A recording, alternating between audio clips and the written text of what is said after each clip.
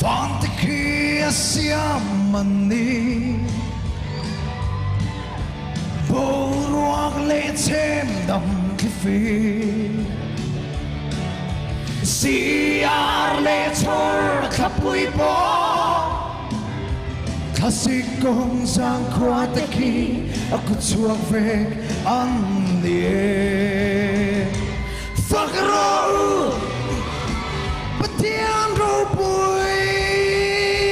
Fakro Siam tu ro bui Ifakam Kam tu ro bui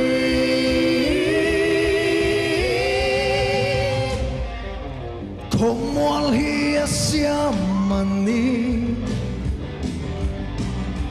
Tui thuk le tang sang te po Sirva le ro mei tang po Suang lung pui ko rong te po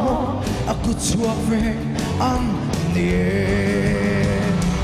Fakaro Patiang ro pui Fakaro Siam tu ro pui Ifakam Tang tu ro pui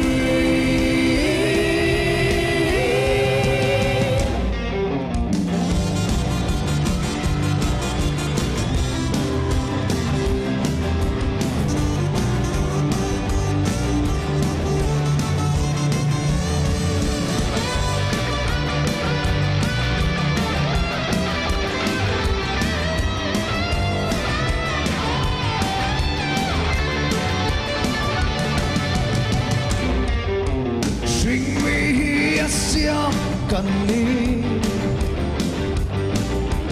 Finale thiam na te po Ka preng tin na siam ani Thisen na kan kania Pathian fa mga hikani Fakaro Pathian ro bui Fakaro Siam tu ro bui Ifakam Kan tu ro bui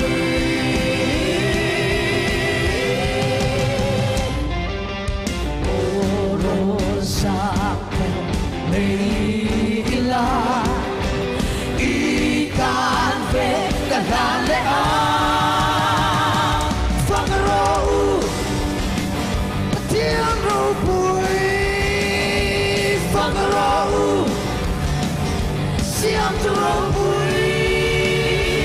Ifakam Kang tu ro bui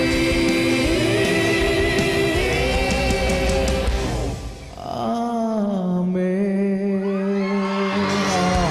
Apa kita masih? Amen.